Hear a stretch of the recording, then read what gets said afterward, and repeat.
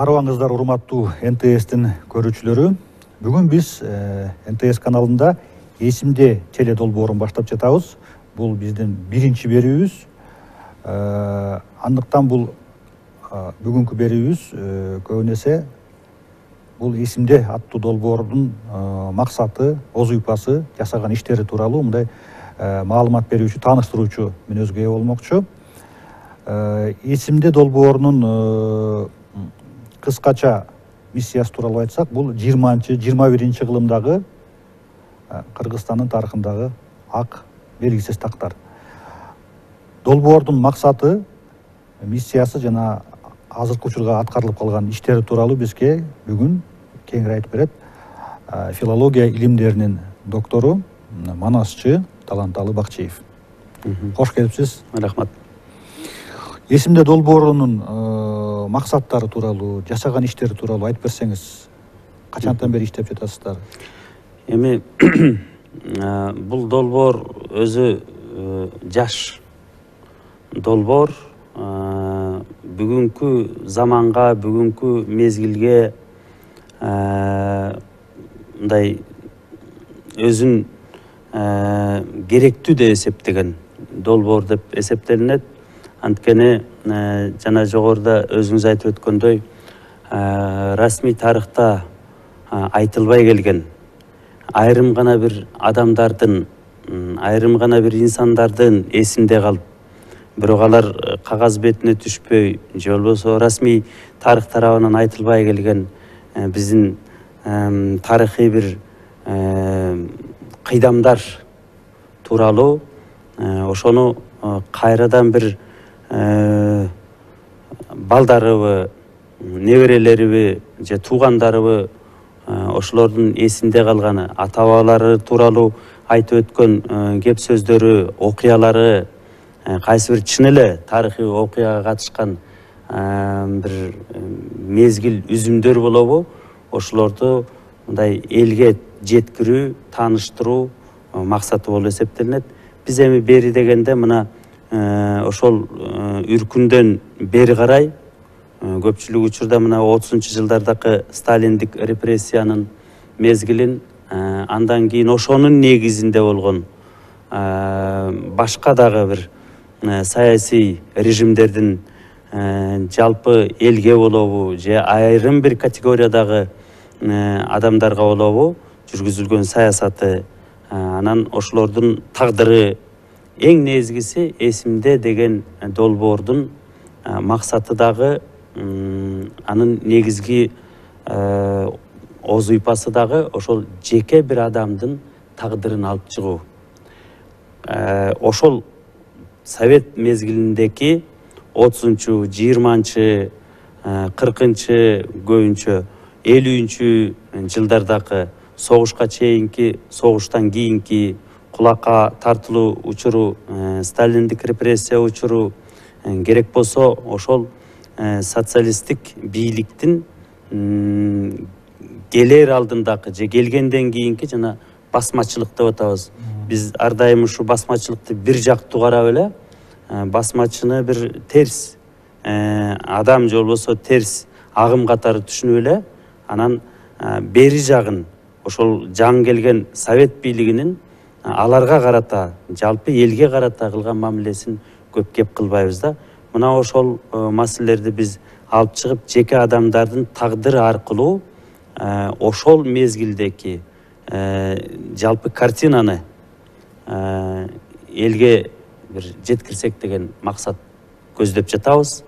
Бул жагынан алганда азыркы тапта биз көбүнчө ушул сталиндик репрессияга дуушар болгон эл болобу же жеке адам болобу, ошо жеке адамдын айтуусу боюнча, жеке адамдын тагдыры боюнча жалпы элдин, жалпы өлкөнүн саясий дагы, тарыхый да абалын айтып кетүү милдет турат. Айтсаңыз, ошол азыркы учурга изилдеп, аныктап үлгүргөн окуялар, фактылар сиздин оюңузча Кыргызстандын, кыргыз элинин кийинки тагдырына, кийинки өнүгүшүнө кандай таасир эткен? Эгерде мен тарыхта айтып коет го, мындай болсо тигиндей болмок, баягы орусча айтканда не принято говорить в сослагательном наклонении, бирок ошондой болсо дагы да чын эле баягы кандайдыр бир мүмкүнчүлүктөрдөн айрылдыкпы, кандайдыр бир башкача бир келечектен айрылып калдыкпы, эгерде сиздин оюңузча? Эми албетте кайсы бир иш чара өткөндө деле же бир кайсы тарыхый окуя өткөндөн кийин деле биз кайсы бир деңгээлде бармак тиштеп баш чайкап калмайбыз бар да. Эгерде мындай болбогондо башкача болот беле, же бул болбогондо мындай болот беле деген ошол эле бул граждандык жарандык согуш мезгили 20-кылымдын башындагы совет бийлигинин келиши, анан сталиндик режимдин келиши, мисалы ошол учурда биз билебиз кыргыз эле эмес жалпы эле Советтер Союзундагы интеллигенциянын аттуу баштуу бийлик башында, адабият маданияттын башында турган белгилүү инсандардын кырылып жок болуп кетиши, же болбосо ошолорду мындай каралоо, ошолор болбогондо кандай болот эле деген көпчүлүк учурда мынакей кечээки эле биздин белгилүү инсаныбыз, тарыхый дагы, саясий да ишмерибиз Жусуп Абдурахмановду айтат. Эгерде Жусуп Абдурахманов 38-жылы атылып кетпегенде, эгерде ал дагы бир аз өмүр сүрүп мамлекет үчүн, ушу республикабыз үчүн кызмат кылганда кандай болот эле деген анын көптөгөн пландары бар эле. Анда кандай болот эле биздин республикабыз деген ойду көп айтып келебиз. Адистер, тарыхчылар тарабынан да ошол ойлор айтылып келет да. Ал эми чын эле ошол окуя биз бир жеке адамдын мисалында айтып атабыз. Эгерде чын эле ошол окуя Сталиндик репрессиясы жүрбөгөндө кандай болот эле? Жалпы жонунан ошол СССР маалында 20 миллион адам запкы чеккен экен. Анын канчасы атылган, канчасы түрмөгө түшкөн, канчасы лагерге түшкөн. Эгерде Улуу Ата Мекендик согушта 27 миллион адам курман болсо, ошол согуш мезгилинде эле, тынчтык мезгилинде 20 миллиондун адамдын тагдырына балта чабылып атат. Алардын бүгүнкү күнгө чейин уланып келген урпактары мынакей. Алардын дагы өзүнчө бир ошол аталары, чоң аталары запкы жегендиктен кан аркылуубу, же болбосо эс тутум аркылуубу аларга да ооп, алар да кандайдыр бир деңгээлде чүнчүп комплекс пайда болгонда, ооба, өздөрүн мындай толук кандуу көрсөтө алган эмес, тааныта алган эмес, иштей алган эмес. Демек алардын дагы мынакей 3 муун, 4 муунга чейин уланган ошол запкынын кесепети. Ошол себептен мен мынакей бул ушу эсимде долбоору Чеч тагдырлар деп өзүнүн алгачкы китебин эки тилде Чеч тагдырлар, кыргызчасы, орусчасы болсо судьбы деп аталат. Эки тилде жарыялады. Бул жерге ушул китепке мен мына мисал иретинде айтып өтөйүн. 12 адамдын тагдыры чагылдырылган.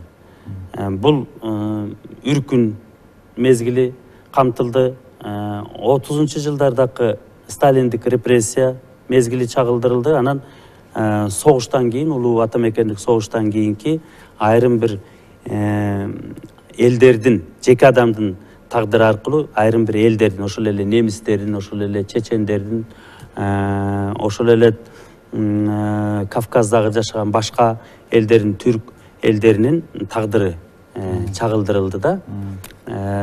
Бул эмнени билдирет? Жеке бир адам аркылуу, анын тагдыры аркылуу жалпы элдин тагдырын түшүнсө болот да.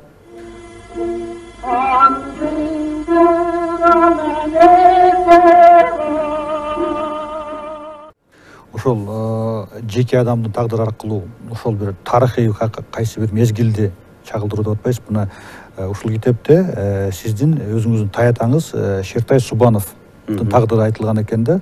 Эми аны кызыккандар мүмкүн өздөрү окуп алар, бирок сиз кыскача айтып берсеңиз, ошол өзүңүз айтып жатасыз да, ошо китепте дагы бир видео баяныңызда дагы ал эч кандай мамлекеттик, саясий ишмер, бир активист болгон эмес. Ал тургай облустук, райондук деңгээлде эмес, жөнөкөй билимдүү, сабаттуу мугалим болгон. Мугалим болгон, бирок ошонун тагдырындагы ал ошол запкы чегип жүргөндөгү, түрмөдөгү, сүргүндөгү кызыктуу моменттер бар экен да, ошол тууралуу айтып берсеңиз.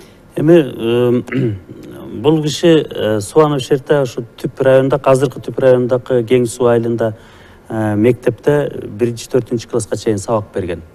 Караколдогу педучилищени бүткөн. Анан мынакей 37-жылы Ташкентке барып, пединституттан окуйм деп аткан мезгилде жазында февралда кармалып кетип атат. Бар болгону ошол Касым Тыныстановдун, анан Сакен Сейфуллиндин, Боогачынын чыгармаларын жана эмгектерин окуткандыгы үчүн эле. Алар расмий түрдө уруксат берилген окуу китептер беле? Ал кезде деген эми Тыныстанов расмий окутулбай калган. Ага чейин окутулуп келген. Ага чейин окутулуп келген. Бирок аны алмаштыра турган башка эмгектер же башка чыгармалар болгон эмес. Мындай көпчүлүккө жайылган. Ошол себептүү адабияттын материалдарын жоктугунан таятам ошол чыгармаларга, ошол эмгектерге таянууга аргасыз болгонда. Андан сырткары ал киши өзү да жаза койчу экен. Анан ошол мезгилдеги жана басмачылык кыймылды жазам деп, мындай бир душмандар деген жаңы чыгарма баштап келаткан экен. Ошолдан кагазга түшүрүлгөнүн көрүп, жеткирүүчүлөр жеткирип НКВДга ошону менен кармалып кетет. Маселе ошол таятамдын жеке өзүнүн тагдыры жана сталиндик репрессияга туш болгону менен башка инсандардын да тагдыры келип чыгып атат да. Ал киши мынакей Максут Болуш деген ушу Көл башындагы акыркы саяк уруусунун болушу болгон Максут Аксакалдын тагдырын жазып атат. Ошол киши менен чогуу бир камерада жаткандыктан. Алардын урпактары ал киши 34-жылы эле өлгөн го деп ойлоп жүрүшкөн экен, бирок ал киши 37-жылы таятам менен бир камерада балыкчыда, анан бул Бишкекте жатып атат. Демек 37-жылы эмес, мүмкүн андан дагы кийин жашаган ал киши. Андан сырткары көп айтылбай келген Жусуп Абдрахмановдун бир тууган уялаш иниси Токо Абдрахманов жөнүндө айтылып атат. Ал киши менен да бир камерада жатып, экөө ошо аңгеме куруп, өзүнүн тагдырлары жөнүндө айтып, түшүп калган ошо зынданга, түрмөгө түшүп калган себептерин жөнүн айтып атат. Андан сырткары ошол лагердеги Калымада жүрөт, 12 жыл. Сиздин таятаңыз? Таятам 37-жылы кесилип, сот Каракол шаарында болгон. Анан 49-жылга чейин ошо Калымада алтын кенинде иштейт, рудникте. Мына ал жерде жүрүп, ал белгилүү, жалпы Советтер Союзунун эле эмес, дүйнөгө белгилүү аскер башчысы, полководец маршал Рокоссовский менен бир лагерде жатып атат. Ал кезде генерал-майор экен. Ошол кишиге далай ирет гезит ташыптыр, жашыруун. Ал кишинин Рокоссовский экенин да билбейт, ал кишинин генерал экенин да билбейт. Кийин ал 40-жылы бошогондон кийин гана көрсө генерал Рокоссовский турбайбы деп түшүнүп атат да. Кийин маршал болгон. Маршал болгондо. Анан эми кызык нерсеси ошо бир адамдын тагдыры аркылуу башка бир тагдырлар келип чыгып атпайбы? Чээленишип. Ошол кезде Көкчө Тоо облусунун, Казакстан Көкчө Тоо облусунун биринчи обком биринчи секретары болгон Салимбай деген аксакал менен бир лагерде жатып атат. Ушу Новосибирскийден тартып, тиги Калымага чейин чогуу жүрүп, барып жол менен ошо Калымада дагы бир нече жыл чогуу жашап, анан ал киши өлүп калат. Мына бул Салимбайды, мисалы, азыр казактар өздөрү билеби билбейби, аны изилдесе болот эле. Ошол жерде кандай кеп сөз болгон, ал кишинин акыл насааты таятам айткан. Себеби таятам ал кезде жапжаш жигит экен, 22-деки. Анан ал сакалдуу киши болгондуктан көп акыл насаат айткан экен. Ал эми мына Караколдо деле түрмөдө жатканда, ошол кездеки Каракол шаарынын имамы, анан Орус православ чиркөөсүнүн башчысы, патриархы, ошол баардыгы бир камерада жатып атат да, 37-жылы Караколдо. Мына ошол аркылуу бир эле жана мен жогоруда айткан тагдыр аркылуу дагы көптөгөн адамдардын тагдыры ачылмакта. Анан бул таятамдын бир өзгөчөлүгү дейин, ошол кезде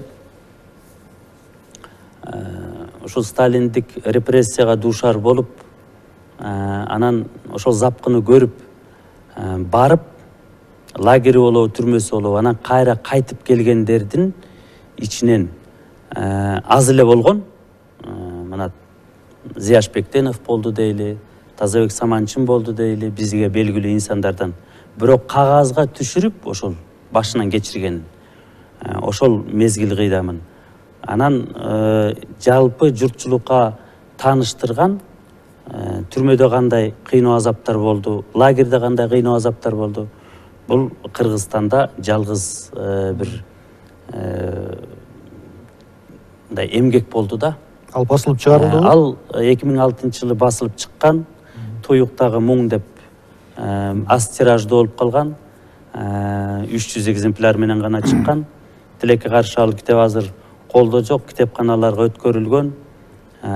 Бирок ошону кийин дагы бир орус тилине да которуп, башка тилдерге да которуп жарыяласак деген ниет турат. Мына эсимде долбоор дагы ошону ниет кылып атат, Кудай буйрса. Бул Кыргызстанда жалгыз барып келип анан кагазга чагылдырган ошол репрессиянын жагдайын өз көзү менен көрүп, өз териси менен сезип, анан кагазга түшүрүп китеп кылып жарыялаган жалгыз материал болуп эсептелинет да. Мисалы орустарда бул Солженицинди биз мисал келтиребиз дайыма. Солженицин себеби чын эле ал ошону көргөн, бирок Солженицин деген ал таза саясий саясатташкан кеткен. Саясатташкан, анан ал саясий куугунтукка ээ болгон. Куралга кайсы бир батыштын куралына да айланып калды деп айтып жүрүшөт Солженицинди. Таятан болсо бир жөнөкөй эле катардагы эле мугалим болгон. Бирок бул Солженицинге салыштыра турган болсок, бул Кыргыздын архипелаг ГУЛАГы деген чыгармага тете болуп турду. Бир адамдын тагдыры, бирок бул ошол сталиндик репрессия лагерлерден, түрмөлөрдөн өткөн адамдардын тагдырынын жазылгандай эле экен да. Ушуга байланыштуу суроодо бул негизи эле ошо эсимде долбоорунун, бул сталиндик учурдагы репрессия болобу, кийинки согуштан кийинки репрессия, 60-70 жылдарга, 80 жылдарга чейинки баягы айрым куугунтуктоолор, идеологиялык себептерге байланыштуу. Негизи эле ушунун баарынын билүү керек. Мааниси эмнеде? Анткени мисалы азыр тарых десе эле мындай кеңири коомдук аң сезимде бул тарых деген сөзсүз даңазалуу, биздин баягы Енисейден берки Кыргыздын баягы басып өткөн жолун даңктоо, биз улуу эл болгонбуз, Моголстандын арстандары болгонбуз, Евразиянын жарымын биз басып турчу элек деген мындай бир туура эмес түшүнүк болуп калганда тарых десе эле. Бул сөзсүз даңазалоо, даңктоо, унутпай жүрүү дегенчи. Ана эми бул жерде болсо андай эмес бул долбоорду уксак да. Ушуну билүүнүн, ушуну эстеп жүрүүнүн мааниси эмнеде деп ойлойсуз? Биринчиси, менин оюмча ошол учурунда кетирилген каталар болобу, же болбосо жетишпегендиктер болобу, же артыкчылыктар болобу, ошолорду эске алуу. Келечек муундарга бул сабак эң оолу. Андан кийин тарых деген өзү расмий тарых айрым бир мезгилдерде, айрым бир учурларда саясатка ыңгайлашып да жазылат. Бул факт. Ал эми элдин эс тутуму калпайтпайт. Ошон үчүн жеке бир тагдырлар аркылуу чындык ачылып калышы мүмкүн. Чындык көрсөтүлүп калышы мүмкүн. Мен ушундай деп ойлойм. Анан мисалы Лев Толстойдун «Война и мир» чыгармасы. Ошол 1812 жылдагы Франция менен Россиянын ортосундагы согуш көпчүлүк учурда ошол чыгарма роман аркылуу таанылып, ошол чыгарма аркылуу чечмеленип берилет. Ооба, ошол кездеки тарыхчылар, ошол кездеки Россиянын аттуу баштуу жазуучулары, ошо керек болсо Карамзин деле баш болгон, Радищев баш болгон, алар тарыхты чагылдырууга аракет кылды ошол мезгилде. Бирок окумуштуу катары, ал эми Лев Толстой аны көркөм чыгарма иретинде ар бир деталын, ар бир майда баратын мындай бир эринбестен ошону көркөм чагылдырып, анан элге тартуулап атат да. Демек, ал дагы бир ошол мезгилде, ошол тарыхый окуяны таанытуунун, көрсөтүүнүн, түшүндүрүүнүн бир жолу да чыгарма. чыгарма анан эс тутум. Толстой деген анын жөн эле отуруп алып жаза берген эмес да. Ал дагы тарыхый маалыматтарга таянган. Жеке тагдырларга таянган. Ошол эле князь Волконский деп коелу.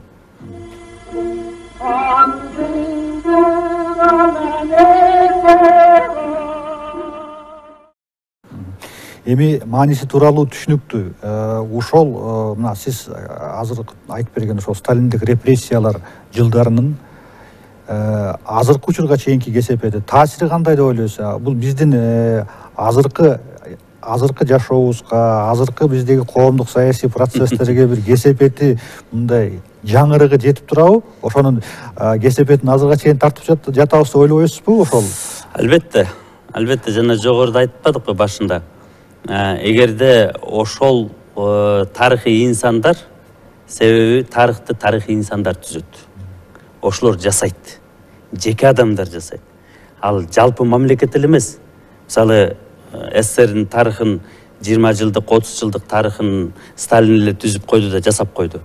Ошондой эле биздин мисалда, биздин Кыргызстандын мисалында ошол кездеки биздин Кыргыздын чыгаан саясий ишмерлери, маданий ишмерлери тирүү болгондо, эгерде ошол саясий репрессия болбогондо, мүмкүн биз алдаганча бир интеллектуалдык жактан дагы, саясий жактан дагы, адабий маданий жактан дагы, мейли экономикалык жактан дагы алдыда болот белек деген бир өкүт бар да. Анын бүгүнкү залакасы тийип атканы тарых кайталанат да. Тарых кайталанат. 90 жылдардан бери бүгүнкү күнгө чейин эске алсак, 30 жылдан бери канча ирет, кайсы бир деңгээлде ошол саясий репрессиялар болду да. Болуп жатат да. Залакасы ушул да. Ал ошол кезде, ошол учурда саясаттын башына келген инсандар үчүн сабак болбой атат. Бул саясий режимдердин саясий куугунтуктоосу жакшылык алып келбесин түшүнбөй атышат. Акыры кайсы бир деңгээлде, кайсы бир мезгилде ал ачыгыкка чыгат, ал аныкталат, анын жүзү ачылат дегенди түшүнбөй атабыз да. Эми ушул эле суроону улай, бирок башкачараак конкрет, мисалы коомдук аң сезимге тийгизген таасири. Коомдук аң сезимге, коомдук улуттук эс тутум деп дейбизби, улуттук аң сезимге кандай таасирин тийгизген? Анткени мисалы ошол эле сталиндик репрессияларда биздин элибиз кыргызстандыктар деп коелу, бири-бирине баягы тоголок арыз жазып, теги партиялык, республикалык деңгээлдеги бийлик өкүлдөрүнөн тарта, катардагы колхозчуларга чейин биринин артынан бири ушак, баягы орусча айтканда стукачество деп коет го, доносительство, тоголок арыз жазып, ошондой болгон фактылар болгон дейт. Бул жерден ошол коомдук аң сезимге ошонун эпкини азырга чейин сизге сезилбейби, ошондой бар деп? Бар. Коомчулукта деле ошол сезим калды да. Ошол калды. Чоочуу, айбыгуу, сестенүү, кокуйкой антпейли, бийликке шек келтирбейли деген сезим бар. Албетте ал бар. Ал бул канчага чейин уланат, бир Кудай билет. Мисалы Европада мындай сезим жок. Европа элдеринде, мына демократиялык ошол эле Голландияда, Германияда жок, себеби алар андай процесстен өткөн эмес. Аларда жанакы эркин ойлогондой айтып, көргөнүн көргөндөй кылып айткан андай процесстен алар өткөн эмес. А бизде бул деген чучугубузга чейин жеткен, сөөгүбүзгө чейин жеткен, ошол себептүү кайсы бир деңгээлде ал сезим бизде азыр да бар. Ушуга байланыштуу ушуну улай эле суроодо, мисалы Үркүн деген 16-жылда окуялар Үркүн деп айтылып жүрөт көпчүлүктө. Бул эми расмий түрдө бекитилгенби, бекитилген эмес аталышпы, бирок кээ бирлер Үркүн деген сөздөн намыстанып, бул кыргыздар мал эмес үрккөндү, аны башкача улуттук боштондо күрөш болгон, каршылык көрсөтүү болгон, көтөрүлүш болгон деп жүрүшөт да. Бирок ошол эле коомдук аң сезимде эл арасында Үркүн деп калды. Ошол сизге сезилбейби? Ошодон бери үркүп жүргөндөй эмеспизби ошондо? Ошондой эле, чын эле ошондой. Ал эл айтса, эл калп айтпайт дейт. Ал элдин ошол абалын психологиялык жалпы социалдык эс тутумдун термини да. Ал сөздөн биз уялбашыбыз керек, ал сөздөн биз тартынбашыбыз керек. Ал биздин бабаларыбыз башынан кечирген үчүн, ошол окуяга катышкан үчүн ошол сөздү атады, ошол сөздү ыйгарды ошол процесске. Ошон үчүн андан дейин чочуу, андан мындай бир уялуу деген эч андан биз эми аталарыбыздан, бабаларыбыздан акылдуу болуп кеткен жокпуз да. Андан беричи. Менимче ал сөз жашаш керек. Үркүн деген сөз жашаш керек. Ооба, мал үркөт, адам үркпөйт, адам чочуйт, адам коркот. Бирок ошол абал, ошол учурда биз кыргыздар же болсо бизге кылган мамиле малдай болгон. Малдай болгон. Ошону кечирген үчүн, ошонун баш териси менен өткөргөн үчүн аталарыбыз ошентип атаган да. Ошол изилдөөчү деп коелу, тарыхчы, элери битирикчини жакшы билесиз да. Ошол өзүнчө жеке акцияларды уюштуруп жүрөт да, миле билесиз да. Үркүн бүтсүн деп. Ошо жанын алганда биз дагы эле үркүп турабыз, үркүп жүрөбүз, үркүн бүтпөй турат. Ооба. Биз деген ошон үчүн кандай десем, бизди деген ошол жогоруда айтпадыкпы, сөөгүбүзгө чейин, чучугубузга чейин өтүп кеткен деп. Ошол сезимден кутула албай атабыз. Кулчулук сезимден, анан жана үркүү сезиминен биз кутула албай атабыз. Качан кутулсак, ошондо гана биз мүмкүн биздин балдарыбыз аны ата бабаларынан укпаган, аны сезип көрбөгөн. Биз совет мезгилинде жашап, анча-мынчасын көрүп билдик, башыбыздан кечирдик, кокуй Брежневди жамандабаш керек, кокуй Андроповду жамандабаш керек. Анте турган болсоң, саган бир айып коет, саясий айып коет деп. Биздин балдарыбыз азыр мынакей биздин бийлик башындагыларды деле көтөрүп чаап эле айтып эле атпайбызбы? Бул жагынан алганда мен ойлойм, буга дагы бир аз бир убакыт керек го. Ошол сезимден кутулуу үчүн убакыт өтүш керек. Ал убакыт бардык ооруга, бардык кесепетке мезгил, убакыт дары. Ошол убакыт өтүш керек го дейм да. Ошону көрбөгөн, ошону башынан кечирбеген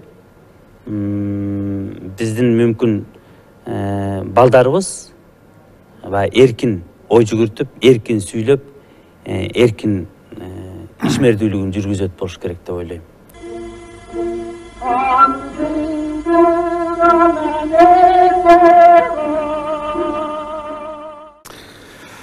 Мындай ошол Зигмунд Фрейд баш болгон психологдордун сөзү бар го. Адамга эмне жетишсиз болсо, ошону көп оозунат, ошону көп айтат депчи. Мисалы азыр бизде расмий деңгээлде дагы, мындай коомдук, эл арасында коомдук деңгээлде дагы биз бир бололу, бизге биримдик керек, биз бир элбиз, бөлүнбөй эле, жарылбайлы деп келебиз. Бирок иш жүзүндө андай уран чакырык башка, реалдуу турмуш башка болуп калганын көрүп жатабыз. Көрүп келе жатабыз көп жылдан бери, азырга чейин тилекке каршы бул маселе турат да. Ошол биримдик, кыргыздардын арасындагы аймакчыл, трайбализм, жердешчил көрүнүштөр менен ошол биз ошо үркүндөн берки, андан кийинки башыбыздан кечирген нерсенин бир байланышы барбы, таасири барбы? Билесиздер, мисалы революцияга чейин ошол жердешчилик маселеси дээрлик болгон эмес, эл оозунда деле айтылган эмес. Мисалы бизде анжыяндык, анан аркалык деп эле түшүнгөн. Же көлдүк экен, же нарындык экен деп айткан эмес. Бул кийин эле козголгон маселе, бул кийин гана мындай бир турмушта колдонуп калган маселе. Айрым учурларда бул саясатчылардын тарабынан иштелип чыккан атайлап. Себеби шайлоодо же болбосо кайсыр бийликке жетүүдө атайын бул бир кандайдыр бир принцип өзүнө ошо жетүү, максатына жетүү үчүн бир жакшы жыйынтыкты алып келген да, жемишин берген. Ошон үчүн бул кийинчерээк эле келип чыккан маселе болуш керек деп мен түшүнөм да. Кыргыз негизи сырттан душман же сырттан коркунуч болгондо ошондо бирге калат да. Ал эми ичинде ошентип атам замандан бери тетиги Орхон Енесей доорунан бери кыргыздар ичара бирин бирин чабышып, тиштешип, тирешип жүрө берген. Бул мыйзам ченемдүү көрүнүш.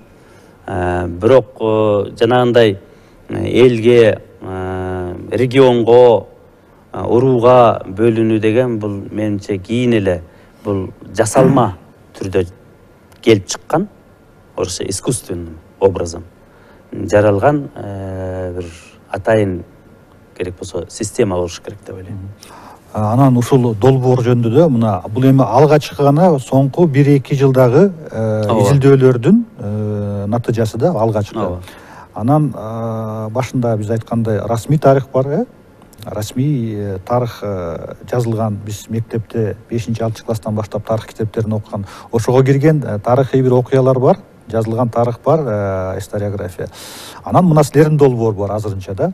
Бул эми силер ушул демилгечилер, ушул энтузиастсыңар, мындайча айтканда максатыңар да турабы ушундай бир бул дагы расмий тарыхыбызга кирсин, жок дегенде бир эпизоддору, бир бөлүгү, же бул өзүнчө гана жашай ала турган долбоор, мындай изилдөө бир агартуучулук проектпи, же бул расмий тарых менен экөө айкалыш керекпи деп ойлойсузбу? Жок, биз эми атайын мындай бул расмий тарыхта дагы айтылыш керек деген максат койгонубуз жок. Муну мезгил чечет. Убакыт чечет. Азыркы тапта биз өзүбүздүн оз ыйпабызды аткарып атабыз. Жеке тагдырлар аркылуу элдин тагдырын, кайсы бир мезгил учурундагы элдин тагдырын көрсөтүүгө далилат кылып атабыз. Биздин эл аркылуу башка элдердин да тагдырын көрсөтүүгө аракет кылып атабыз. Анан мезгил көрсөтөт, мүмкүн ал ошол расмий тарыхта өзүнүн ордун табар. Бирок эми баягы илгери үмүт кайсы бир деңгээлде, мисалы бизде белгилүү тарыхый инсандар ошол эле Ормонхан, Боронбай, Алымбек, же болбосо Курманжан деп айтып атабыз. Алар ошо тарыхты жасаган, элдин тагдырына дагы, элдин тарыхына дагы өзүнүн салымын кошкон, алардын өзүнүн белгилүү бир тарыхый орду бар. Ал эми жеке бир адамдардын дагы белгилүү эмеспи тарыхтагы орду бар деп илгери үмүт менен ошону эсептейбиз. Анан келечекте ал дагы ошо расмий тарыхта эр шаркак кодуланбай, четке кагылбай өз ордун табат го дейбиз. Буюрса. Ушул негизи эле ушул расмий системанын тарыхка болгон мамилеси тууралуу мындай бир айырмачылык кичинекей деп өзүмдүн байкоомдо. Мисалы Бельгияда тарых сабактары кандай өтөт экен да. Экинчи дүйнөлүк согуштагы Бельгия кантип согушкан. Эми алар болгону бир 15-20 күн гана туруштук бере алган Бельгия. Анан оңой эле велосипед менен кирип эле басып алган немистер, билесиздер, фашисттер.